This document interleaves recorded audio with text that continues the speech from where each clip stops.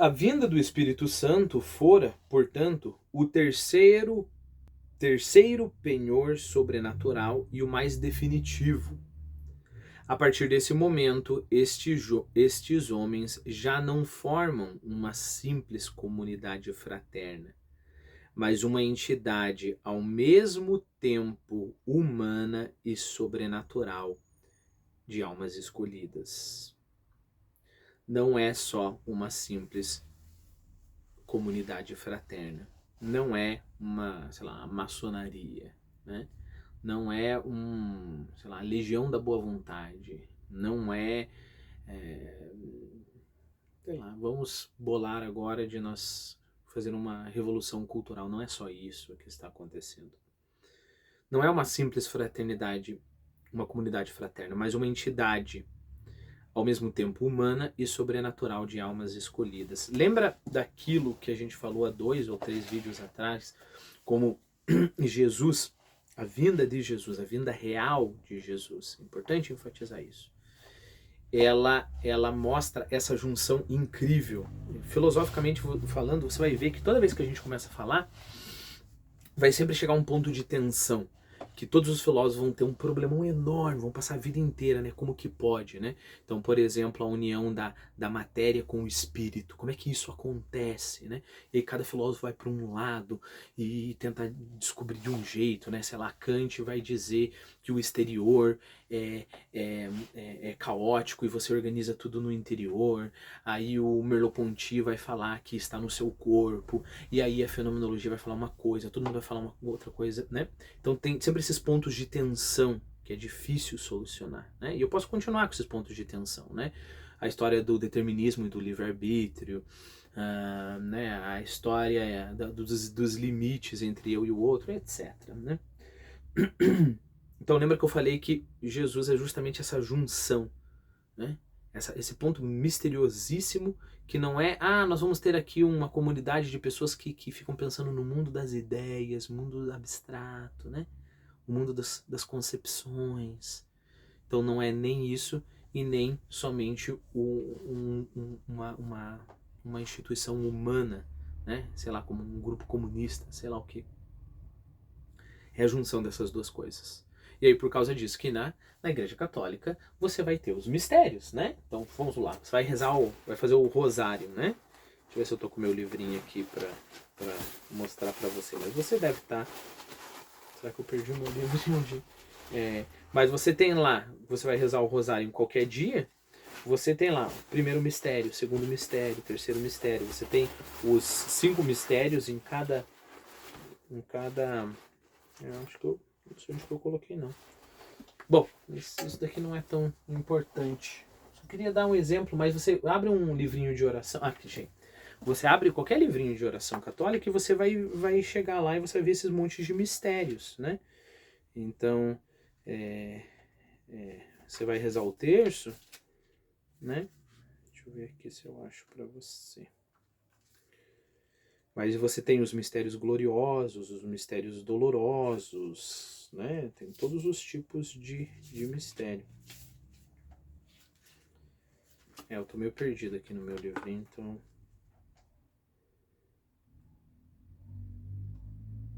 Bom, não é tão importante, né? Aqui, ó. Então, você vai lá, o rosário, né? Você, por exemplo, segundas e sábados, você tem os mistérios gozosos. Quinta-feira, você tem os mistérios luminosos, que é para quem vai rezar o terço todos os dias, né? Terça-feira e sexta-feira, os mistérios dolorosos. Quartas-feiras e domingos, os mistérios gloriosos, né? Parece que não tem muito a ver com o que a gente está falando, mas tem a ver sim, porque a gente está falando aqui de junção, né? De uma realidade mais profunda, onde filosofia e religião se encontram. Né? E aí você... esses pontos contraditórios, a filosofia cristã vai dizer, eu sou um leigo, tá? Mas é o que eu acredito piamente, eu não conheço suficientemente a filosofia cristã para falar isso, mas a lógica a filosofia vai dizer as respostas estão em Jesus, né? Como que pode uma igreja ser ao mesmo tempo sobrenatural e humana? Como é que pode? Jesus. Por quê? Porque Jesus foi a pessoa que era sobrenatural e humano, Deus e humano. E aí essas tensões na realidade que as filosofias tendem a ver como contradições e aí assumir um lado ou outro, percebeu? Ou é isso, ou é aquilo, ou ficar totalmente confuso e criar uma coisa que não tem pé nem cabeça, essas tensões elas vão encontrar sempre as respostas em Jesus, ok? Não somente como um homem, mas como Deus, como o verbo de Deus. E aí, é claro, a gente tem que ir para uma pregação, né? Mas perceba, é uma comunidade fraterna que é ao mesmo tempo humana e sobrenatural. Então, ao mesmo tempo que a Igreja Católica, ela não é somente, eu vou começar uma igreja agora e eu tenho a revelação de Deus, eu leio a Bíblia, né? Então eu leio a Bíblia, eu tenho a revelação de Deus, então eu vou começar uma igreja agora. E é só uma coisa divina, né? A Igreja Católica fala não, é ao mesmo tempo essas duas coisas. A mesma tensão que Jesus resolveu ou trouxe para si, né? Resolveu, parece que dá a impressão de que a gente escolhe um lado. A mesma tensão que Jesus trouxe para si na sua revelação e nos seus mistérios vai continuar com a Igreja Católica. Então, Jesus não só fala, olha, vocês vão ser minha igreja, vocês acreditam em mim, mas vai ser uma instituição. Vamos estabelecer um chefe para essa instituição? Acho que é bom, né? A gente sabe, a gente lê lá na faculdade, Jesus vai falar, lá na faculdade de administração a gente aprende que você tem que ter uma hierarquia, correto? Então, beleza. Pedro, vem aqui. Pedro, você vai ser o chefe, tá bom? Você vai ser o chefe. Apóstolos, vocês vão fundar umas igrejas aí, cada um vai ser o chefe. Aí vão estabelecendo hierarquias para a coisa funcionar aqui no âmbito do real também, né? Por quê? Porque a realidade não é só ou né, uma administração fria de uma empresa ou uma coisa espiritual que não precisa de reflexo nenhum na realidade. Não, a igreja é, ao mesmo tempo, humana e sobrenatural. Humana, com as suas hierarquias, nós temos o direito canônico, por exemplo, é que nem estudar direito, né? Com as suas hierarquias, os direitos, os concílios, as reuniões, as estruturas físicas, humanas e espirituais, os fiéis, os santos, os milagres, a doutrina que vai cada vez mais se refinando, né? Bom, a partir desse momento, estes homens já não formavam uma simples comunidade fraterna, mas uma entidade ao mesmo tempo humana e sobrenatural de almas escolhidas, completamente renovadas e prontas para assumir todos os riscos em defesa da sua fé. Uma comunidade que mais tarde havia de chamar-se igreja. Todos os textos primitivos mostrarão a importância desse fato. Se alguém não tem o Espírito de Cristo, não é de Cristo. Isso em Romanos capítulo 8, versículo 9, dirá São Paulo. Por outro lado, São Pedro, hesitando em receber no seio dos fiéis os pagãos convertidos, acabará por reconhecer. Poderá alguém negar a água do batismo a homens que receberam o Espírito Santo como nós?